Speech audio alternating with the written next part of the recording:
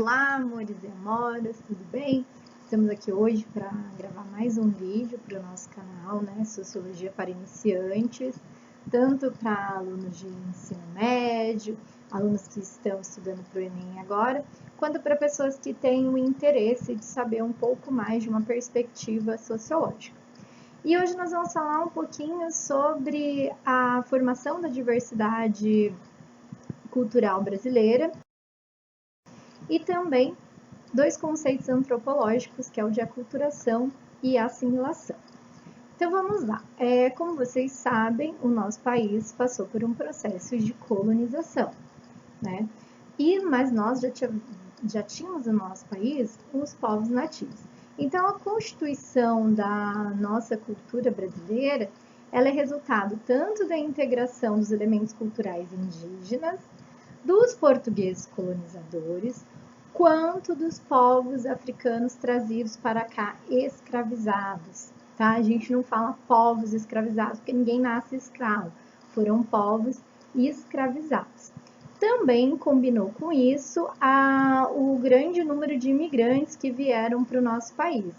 Depois, principalmente lá no início do século XX, nós vamos ter vários imigrantes vindo para cá, inclusive italianos e japoneses. Tudo isso é reflexo hoje, a nossa cultura é reflexo desse processo, né? Então, a nossa diversidade cultural brasileira ela está relacionada ao resultado da miscigenação de diversos grupos étnicos que participaram da formação da população brasileira, né? Então, outro aspecto que é relevante quando a gente fala de diversidade cultural brasileira é também a grande extensão territorial que nós temos, onde cada região do nosso país, que são 5, né, macro-regiões, ela acaba tendo uma característica específica. Mas isso é um assunto para nossas próximas aulas, porque daí tem a ver onde cada grupo de imigrantes ficaram, como que foi o desenvolvimento econômico. Hoje nosso foco é nessa formação da diversidade, né? Então nós tivemos aqui os povos nativos, os povos indígenas, que aqui habitavam, a chegada dos europeus, né? Eu falo europeus porque não foram só os portugueses, nós tivemos também holandeses e espanhóis, mas os portugueses foram os predominantes. Então a chegada dos portugueses e depois com o processo da mão de obra escrava, o tráfico negreiro, a povos africanos que eram trazidos e escravizados para cá, nós temos predominantemente diversos grupos étnicos vivendo e não necessariamente convivendo em harmonia. Porque a gente não pode esquecer que a miscigenação no Brasil também tem um processo de miscigenação forçada, né? Não foi uma miscigenação amigável, nem foi um convívio amigável entre os povos. Então a gente não pode esquecer disso quando a gente fala do processo de diversidade cultural brasileira. Então, nesse processo de diversidade cultural brasileira, por que vai ter tantas culturas diferentes? Tantos resultados diferentes? A esse processo, a gente dá o nome de aculturação. O que seria a aculturação? Então, a aculturação ela é um processo que implica na recepção e na assimilação de elementos culturais de um grupo humano por parte de outro. Então, dessa forma, um grupo, né, ou um povo adquire uma nova cultura ou certos aspectos dessa cultura, usualmente em detrimento da sua própria cultura. E não é muitas vezes de forma voluntária nem consciente. Isso acontece, por exemplo, no processo de colonização, que é uma causa externa mais comum da aculturação. O processo de aculturação também ele vai ter vários níveis de destruição, quando se destrói uma cultura, de sobrevivência dessa cultura, que está tendo imposição, de dominação, né, um grupo domina sobre o outro, de resistência, modificando e adaptando as culturas nativas perante o contato intercultural, ou seja, entre culturas diferentes. O que essa dinâmica ela supõe? Né? A interiorização, a valorização e a identificação dos valores culturais. Né? Então, dentro desse contato cultural que ocorre, intercultural, sempre existe um grupo dominante que acaba se sobrepondo ao outro.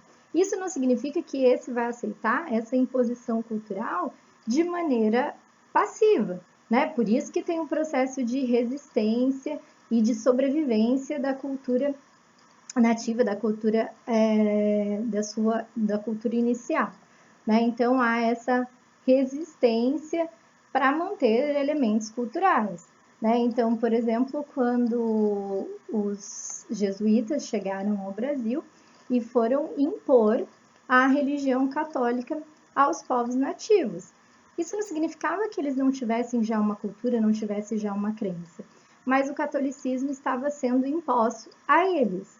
Existiu um movimento de resistência, mas em muitos aspectos se perdeu esse aspecto cultural dos povos indígenas.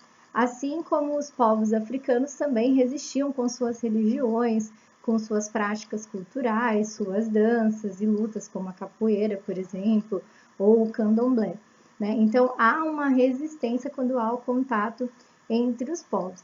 Normalmente, o grupo dominador, o grupo dominante, né, com maior força de imposição, ele acaba prevalecendo, mas isso não significa que acabe eliminando a outra cultura. Acaba sempre se modificando, muitas vezes vai acontecer a modificação, mas também esse processo de resistência. Então, hoje nós temos vários elementos culturais presentes na diversidade brasileira, né? Então, elementos advindos da cultura africana, elementos advindos dos povos indígenas, dos povos europeus, majoritariamente portugueses. Mas há, sim, um processo de resistência e uma manutenção mesmo que modificada da cultura inicial.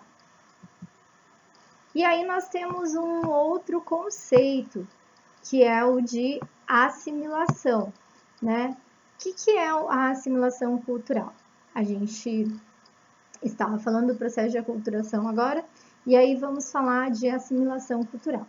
É possível falar de assimilação cultural quando uma comunidade ou uma coletividade se integra a um grupo majoritário, né, ao grupo dominante, e adquire as mesmas características e os costumes desse. E aí essa comunidade que se integra a maior acaba por perder ou renegar as suas especificidades. Então, como o Denis Couchet coloca, por outro lado, não se pode confundir aculturação e assimilação. Por quê? A assimilação deve ser compreendida como a última fase da aculturação, fase que, aliás, é raramente atingida. Por quê? Ela implica no desaparecimento total da cultura de origem de um grupo e na interiorização completa da cultura do grupo dominante. Então, a assimilação seria o último estágio, que é quando não vai existir mais resistência, quando não vai existir mais a mudança cultural, mas que, na verdade, vai deixar de se existir a cultura inicial, passando a ter o domínio apenas da cultura dominante. De qualquer forma, o que é bom a gente sempre ter em mente? Que não há uma cultura que não se modifique pelo contato com a outra. Ou seja, o processo de aculturação quase sempre se dá dos dois lados, né? Sempre uma cultura vai interferir no outro. E é por isso também que muitos autores vão criticar a ideia de aculturação, pois ela muitas vezes parece não dar conta do processo recíproco, né? Mesmo que raras vezes ele seja simétrico, ou seja, ele não é igual, mas o conceito de aculturação ele não consegue abarcar toda essa explicação que mesmo no contato entre duas culturas sempre vai acabar havendo uma troca, né? Existindo uma troca, mesmo que não seja simétrico, mesmo que uma se sobreponha sobre a outra, porque normalmente é um processo onde quase sempre uma cultura se transforma mais que outra, pois as culturas elas nunca estão em pé de igualdade, por questões econômicas, territoriais e históricas, né? E aí eu trouxe para finalizar um exemplo na Era Vargas, durante a Segunda Guerra Mundial, por exemplo, os estrangeiros dos países do eixo, aqui residentes, foram proibidos de falar suas línguas nativas, seus jornais foram fechados e muitos locais tiveram que mudar seus nomes, né? Durante esse período, os estrangeiros que aqui viviam foram forçados a passar por um processo de assimilação da cultura brasileira, né? Deixando de lado a sua cultura e assimilando a cultura brasileira. O mais importante quando a gente fala de formação da diversidade brasileira é entender esse processo histórico desde o período da colonização, desde a chegada dos portugueses aqui, a relação que existiu entre os portugueses e os povos indígenas, que não foi uma relação amigável. Depois o processo também que vai existir no processo de escravidão brasileiro, né? A trazida dos negros, dos africanos para cá como escravos e a resistência tanto dos nativos indígenas quanto a resistência africana nesse processo de formação da diversidade cultural brasileira. Então, por isso que hoje nós temos presente uma infinidade de formas culturais no nosso país, né? Inclusive muita cultura de resistência, principalmente quando eu falo da cultura afro-brasileira, da resistência dos povos indígenas, né? É um processo de resistência para manter a sua cultura viva ou para manter parte da sua cultura ainda existente e não a imposição total de uma cultura europeia colonizadora e opressora e exploradora. Ok? Beijinhos, até